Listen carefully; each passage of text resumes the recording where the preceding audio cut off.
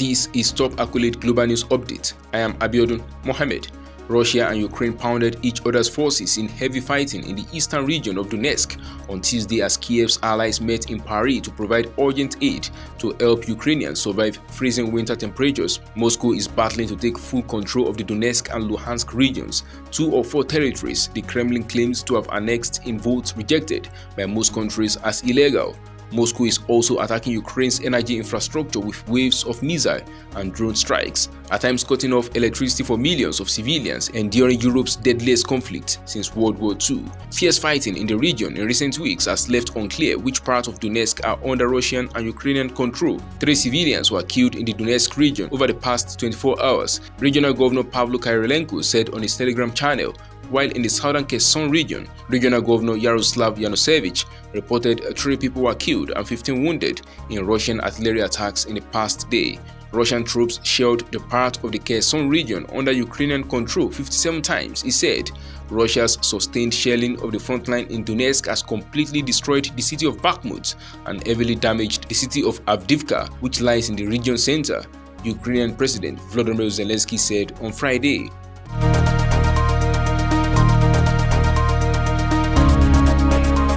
India has accused China of trying to unilaterally change the status quo on their disputed Himalayan border after clashes last week in the Tawang Sector of India's northeastern state of Arunachal Pradesh. In quote, on 9th December 2022, PLA troops attempted to unilaterally change the status quo by encroaching on the line of actual control in the Yangtse area of Tawang Sector, India's defense minister Rajnath Singh told Parliament on Tuesday, referring to China's People's Liberation Army as the de facto border. The line of actual control is the de facto border separating Chinese and Indian-held territories from Ladakh in the west to India's eastern state of Arunachal Pradesh, which China claims in its entirety. India and China fought a war over the border in 1962. Chinese Foreign Ministry spokesman Wang Wenbin said the situation at the India-China border was generally stable. Last week's fight was the first between the two countries since deadly clashes in June 2020 when Indian and Chinese troops were involved in hand-to-hand combat in the Galwan Valley of Ladakh. The incident led to the death of 20 Indian and 4 Chinese soldiers, with both countries stationing tens of thousands of troops backed by artillery, tanks and fighter jets along the line of actual control.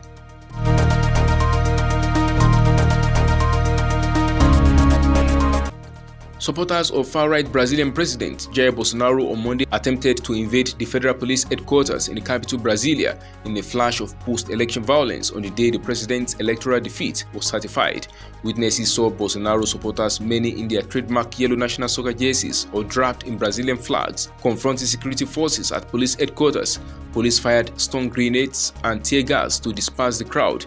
Nearby buses and cars were set on fire. Federal police said disturbances near the headquarters were being handled with support from capital security forces. The violence unfolded after a Bolsonaro supporter was detained for allegedly organizing violent anti-democratic acts, according to the judge who ordered his arrest. Earlier on Monday, the Federal Electoral Court (TSE) certified the October 30th election victory of Bolsonaro's leftist rival Luiz Inácio Lula da Silva as president after months of baseless suggestions that Brazil's voting system is vulnerable to fraud. Bolsonaro has neither conceded defeat to Lula nor has he formally blocked the handover of power.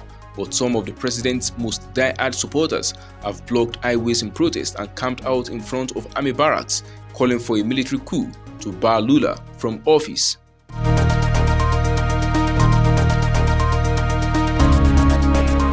People in China celebrated the withdrawal on Tuesday of a state-mandated app used to track whether they had traveled to COVID-stricken areas in the latest loosening of some of the world's toughest antivirus rules. As authorities deactivated the itinerary code app at midnight on Monday, China's 4 telecoms firms said they would delete users' data associated with the app.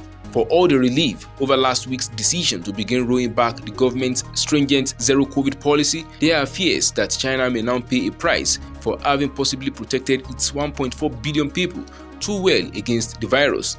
The potential for a surge of infections during the Chinese New Year holiday next month, when people travel across the country to be with their families, remains a danger for a population that lacks herd immunity and has relatively low vaccination rates among the elderly, According to some analysts, itinerary codes were mainly used to track domestic travel within China, while authorities also use so-called health codes that residents must scan to enter public venues in order to check whether they may have been in contact with the virus.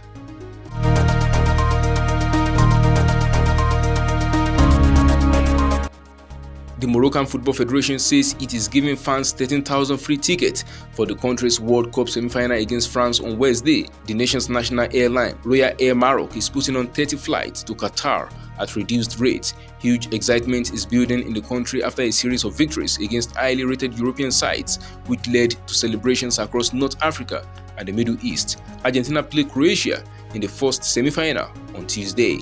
That is the size of top accolade global news updates. You can follow us on our social media platforms as displayed on your screen. Happy Tuesday.